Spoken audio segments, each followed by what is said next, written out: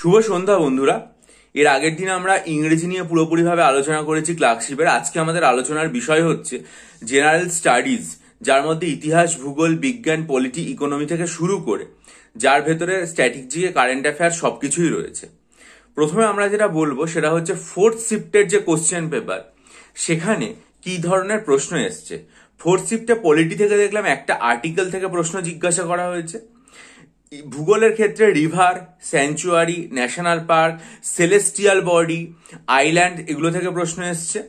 তারপরে ফিজিক্সের ক্ষেত্রে নিউটনের law, instrument, photo electricity, equation of motion থেকে প্রশ্ন এসছে। বায়োলজির ক্ষেত্রে হিউম্যান বডি, তার মধ্যে যে ধাতুর প্রয়োজনীয়তা হয় সেই বিষয় সম্পর্কে, পিএইচ, এগুলোর মান নিয়ে প্রশ্ন এসছে। ইতিহাসে হরপ্পা, রথ মন্দির, তারপরে হচ্ছে এশিয়াটিক সোসাইটি, বেদ, এই সমস্ত জিনিস সম্পর্কে প্রশ্ন এসছে। কারেন্ট অ্যাফেয়ার্স এর ক্ষেত্রে স্পোর্টস, কাপ, তারপরে হচ্ছে একটা তারিখ, একটা দিনের থিম সম্পর্কে, drug administration, G7, speaker 18th লোকসভার ক্ষেত্রে, আর্মি অ্যাওয়ার্ড, বুকার, এগুলো থেকে প্রশ্ন এসছে। আর সব থেকে বেশি যেটা থেকে প্রশ্ন এসছে ফোর্থ শিফটের ক্ষেত্রে, সেটা হচ্ছে স্ট্যাটিক জিকে, ইন্টারন্যাশনাল অর্গানাইজেশন, বুক, অথার, একটা শব্দ দিয়ে তার অর্থ, তারপরে হচ্ছে যে চারজন মহাকাশচারীর নাম দিয়ে তার মধ্যে অড ওয়ান আউট, তারপরে ফিল্ম থেকে প্রশ্ন এসছে, কান্ট্রির অরিজিন থেকে প্রশ্ন এসছে, ফেস্টিভ্যাল থেকে এসছে, ফিফা থেকে এসছে, উইমেন জিমন্যাস্ট থেকে প্রশ্ন এসছে, ফিল্ম সোসাইটি থেকে জিজ্ঞাসা করা হয়েছে, টেম্পল থেকে জিজ্ঞেস করা হয়েছে, ইউএন সিকিউরিটি কাউন্সিল থেকে জিজ্ঞেস করা হয়েছে। আবার একটা জিনিস মানে একটা ফুল নেম জানতে চাওয়া হয়েছে, পেইন্টিং থেকে প্রশ্ন এসছে। এই সমস্ত প্রশ্নগুলো এসছে ফোর্থ শিফটের ক্ষেত্রে। এবারে আমরা যদি দেখি থার্ড শিফটের ক্ষেত্রে জিকে থেকে কিরকম প্রশ্ন এসছে। থার্ড শিফটের ক্ষেত্রে যেটা এসছে সেটা হচ্ছে ওয়েস্ট বেঙ্গল জিওগ্রাফি থেকে টোবাকো প্রোডাকশন জিজ্ঞাসা করা হয়েছে, কেমিস্ট্রি থেকে নোবেল গ্যাস অ্যাসিড রেন থেকে প্রশ্ন করা হয়েছে, বায়োলজিতে ভিটামিন, লার্জ সেল থেকে প্রশ্ন এসছে, এমনকি টেকনোলজির একটা প্রশ্ন এসছে ব্লুটুথ নিয়ে। ফিজিক্সের ক্ষেত্রে যেটা দেখলাম সেটা হচ্ছে রেডিও অ্যাক্টিভিটি, এনার্জি, এগুলোর ইউনিট থেকে প্রশ্ন এসছে। জিওগ্রাফির ক্ষেত্রে রিভার, সিকিমের যে রাজ্য সেটা সম্পর্কে প্রশ্ন এসছে। ইতিহাস থেকে প্রশ্ন এসছে হচ্ছে মানে কলকাতা বিশ্ববিদ্যালয়ের প্রতিষ্ঠা, এশিয়াটিক সোসাইটির প্রতিষ্ঠা, হিন্দু কলেজের প্রতিষ্ঠা সাল, এইগুলো থেকে প্রশ্ন এসছে। এই এশিয়াটিক সোসাইটি বললাম, ভুল বললাম, হিন্দুস্তান রিপাবলিকান অ্যাসোসিয়েশন যেটা, সেটা সম্ভবত সেটার প্রতিষ্ঠা। এবং এই প্রতিষ্ঠার যে উত্তর সেটা নিয়ে অনেক সময় পরীক্ষার্থীর মধ্যে দ্বন্দ্ব হচ্ছে, কারণ মনে হচ্ছে একাধিক উত্তর যেটা সেটা আর কি মানে সঠিক হতে পারে। পলিটির ক্ষেত্রে ইমার্জেন্সি থেকে প্রশ্ন এসছে, অ্যাটর্নি জেনারেল থেকে প্রশ্ন এসছে। স্ট্যাটিক জিকে থেকে যে প্রশ্নগুলো এসছে সেটা হচ্ছে দাবার যে বোর্ডে বর্গক্ষেত্র থাকে তার সংখ্যা, capital, railway, painting, festival, player, sports, father of geometry. তারপরে প্রশ্ন এসছে হচ্ছে ইংলিশ চ্যানেল উইমেন, এই বিষয়টা জাতকা আর একটা মানে টার্ম দিয়ে বলা হয়েছে সেটা কার সাথে অ্যাসোসিয়েটেড। কিন্তু সব থেকে বেশি প্রশ্ন যদি কোথাও থেকে এসে থাকে সেটা হচ্ছে কারেন্ট অ্যাফেয়ার্স থেকে। Military exercise, pen printer award, chess tournament, তারপরে হচ্ছে ফুল ফাংশনাল লিটারেসি, তারপর ডিজিজ থেকে প্রশ্ন এসছে, তারপর সেমিকন্ডাক্টর প্ল্যান, T20 ছেলেদের যে ওয়ার্ল্ড কাপ রয়েছে সেখান থেকে, অলিম্পিয়াড, তারপর হচ্ছে ভারতীয় ন্যায় সংহিতা, ফেয়ার, পোর্টাল থেকে, এনার্জি ক্লিন আপ, তারপরে রেমাল ঘূর্ণিঝড়, এতগুলো জায়গা থেকে প্রশ্ন এসছে। এবার দুঃখিত, যে জিনিসটা মূলত বলা হয়ে থাকে সেটা হচ্ছে যে দেখুন, আমরা যারা পরীক্ষা দিই সাধারণ ছেলেমেয়েরা, আমাদের ক্ষেত্রে এই ধরনের কোনো পরীক্ষার ক্ষেত্রে কঠিন হচ্ছে অঙ্কের জায়গা এবং ইংরেজির জায়গা।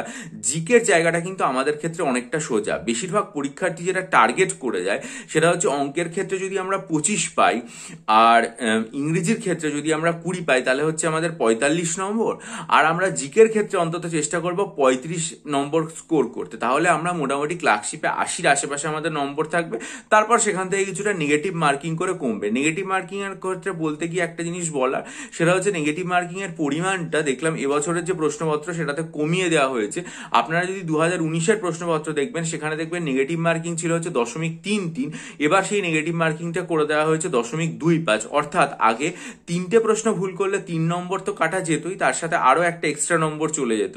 এখন 4টে প্রশ্ন ভুল করলে 4 নম্বর কাটা যাবে, তার সাথে একটা এক্সট্রা প্রশ্ন। অর্থাৎ নেগেটিভ মার্কিং এর পরিমাণটা আগের থেকে কিছুটা কমেছে। এটা একটা সুখবর, যেটা WBCS 2023-এর যে প্রিলিমিনারি সেখান থেকেই আমরা পরপর স্পষ্টভাবে দেখতে পাচ্ছি এই ট্রেন্ডটা চলছে। মিসলেনিয়াস বা 2023-এর মেন সব জায়গাতেই এটা হয়েছে এবং ক্লার্কশিপের ক্ষেত্রেও নেগেটিভ মার্কিংটা কমেছে।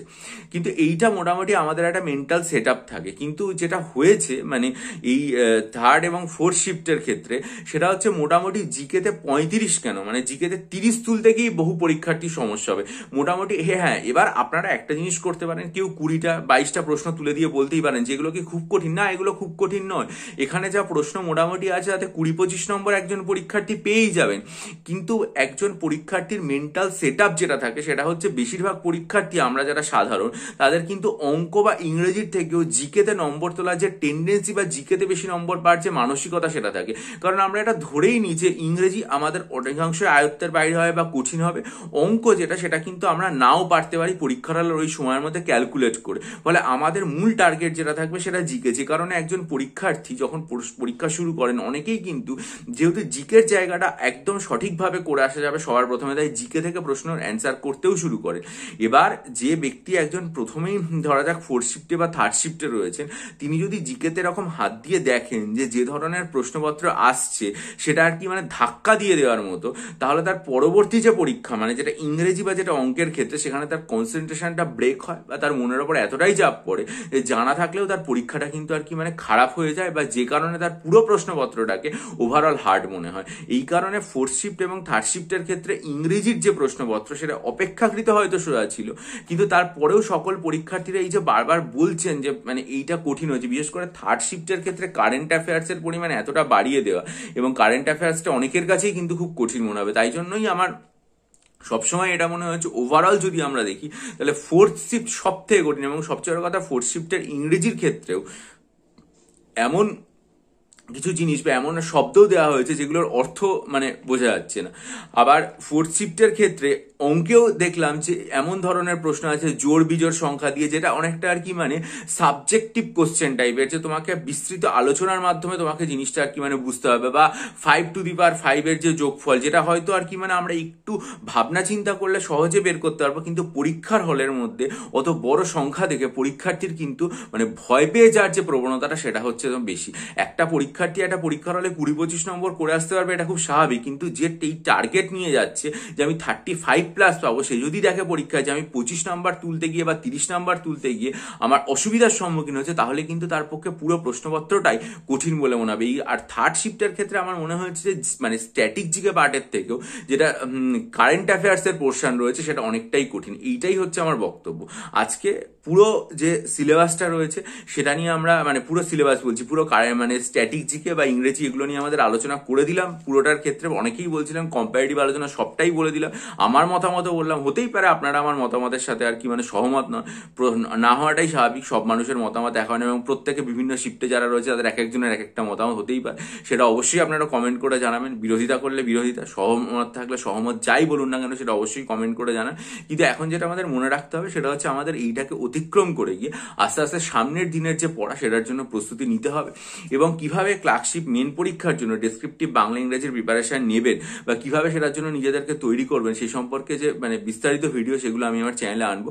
তার জন্য চ্যানেলটা আপনার সাবস্ক্রাইব করে নিন, বেল আইকন প্রেস করে নিন। আর WBCS পরীক্ষার জন্য 24খানা একদম 200 নম্বরের ফুল লেন্থ মক টেস্ট আর 24টা 100 নম্বরের সাবজেক্ট ওয়াইজ মক টেস্ট নিতে চাইলে 21শে নভেম্বর আমার চ্যানেলের কমিউনিটি সেকশনে দেখুন বিস্তারিত লেখা, এবং সেখানে ভিডিও লিঙ্ক দেওয়া আছে, সেটা দেখে আমার সাথে দেওয়া যে ডেসক্রিপশন বক্সে আমার জিমেল আইডি রয়েছে তার মাধ্যমে যোগাযোগ করুন। বহু পরীক্ষার্থী নিয়েছেন, উপকৃত হয়েছে, আশা করি আপনারাও উপকৃত হবেন। আর আমি আজকে আমার চ্যানেলে দেখবেন কমিউনিটি সেকশনে মিসলেনিয়াস পরীক্ষার যে আর কি মানে ডেসক্রিপটিভ কারেন্ট অ্যাফেয়ার সেগুলো সম্পর্কে বলেছি।